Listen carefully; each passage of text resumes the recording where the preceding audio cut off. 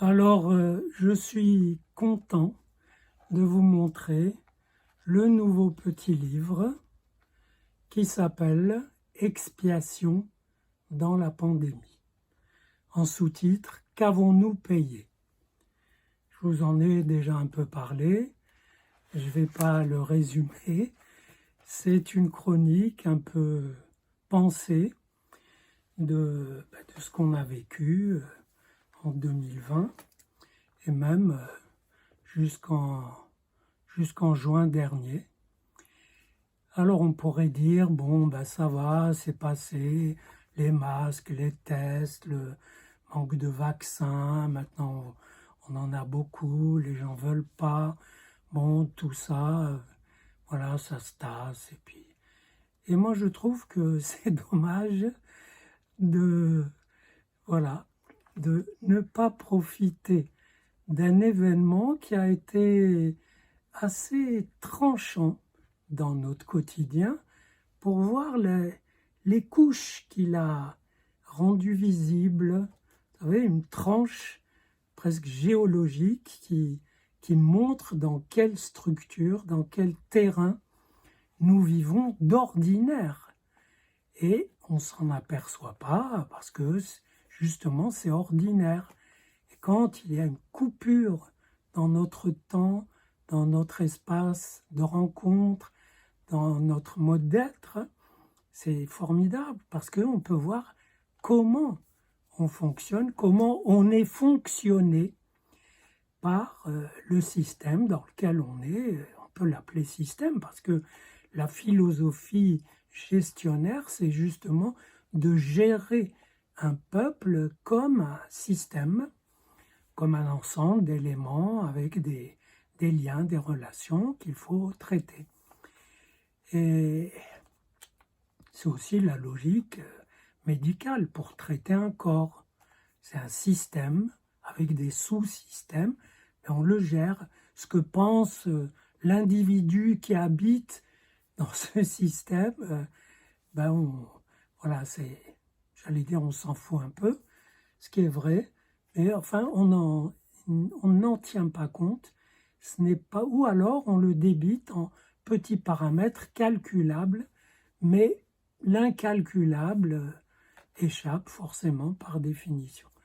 Et donc j'ai dégagé deux facteurs très importants, surtout pour qui réfléchit en termes de psychisme et de psychologie collective. J'ai dégagé le facteur que j'appelle névrotique, qui m'a amené à ce que j'ai appelé le péché originel dans la gestion de la pandémie, qui est de n'avoir pas voulu, par culpabilité, par égalitarisme, n'avoir pas voulu différencier entre les personnes atteintes et celles qui ne l'étaient pas, pour ne pas faire de discrimination. Et j'analyse cette phobie de la discrimination, cet usage pervers, et qui m'a amené aussi au deuxième facteur, qui est la dimension perverse de la gestion par une loi totale qui se réclame de la science, même d'une science rudimentaire et contradictoire, puisque la vraie science, c'est celle qui a cherché des vaccins, des bons tests, etc. Peut-être des remèdes, s'il y en a. Et ce n'est pas celle qui gère les courbes et qui courbe les corps et les populations en fonction de cela. Alors vous me direz, mais le monde entier a été géré de cette façon. Pas tout à fait.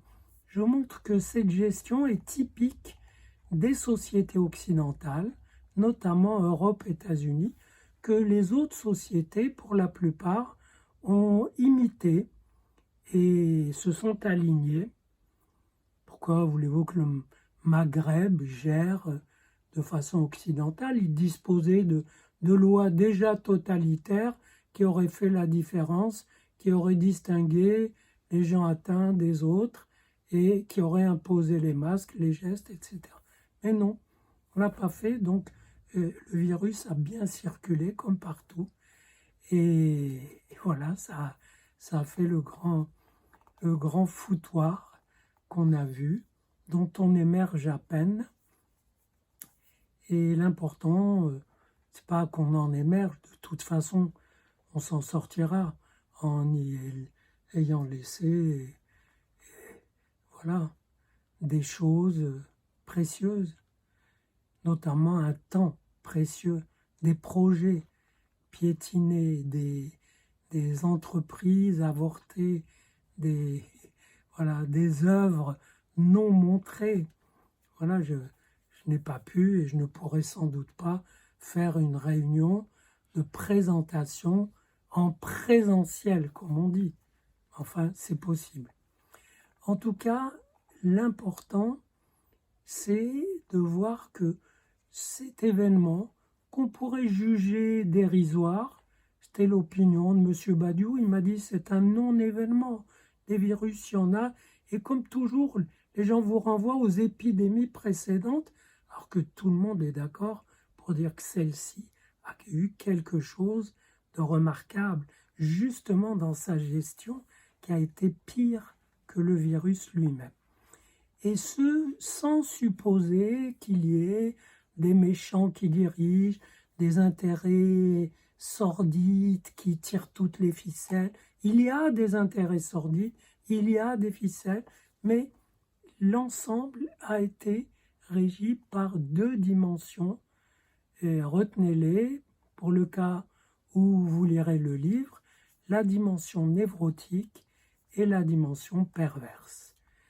Et ce n'est pas parce que les confinements sont passés que ce qu'ils ont révélé est passé. Au contraire, ce qu'ils ont révélé demeure, mais va rentrer à nouveau dans la routine et l'invisible. C'est pour ça qu'il faut vraiment en profiter. C'est comme un spectacle où on a tiré le rideau, vous auriez pu voir si vous en aviez eu les moyens. Et maintenant, le rideau va être tiré dans l'autre sens et vous ne verrez plus. Vous ne verrez plus cette même logique médicale qui s'empare des corps quand ils sont malades, des corps qui se confient à elles, qui perdent tout repère psychique, tout repère subjectif, toute vie intérieure parce que ils sont pris en charge. La logique de la prise en charge est largement étudiée. Voilà, c'est pourquoi je vous recommande ce livre. Et peut-être si vous n'avez pas lu le précédent qui est sur le temps, il y en a un petit écho dans celui-ci quand j'analyse ce que la pandémie a fait de notre rapport au temps.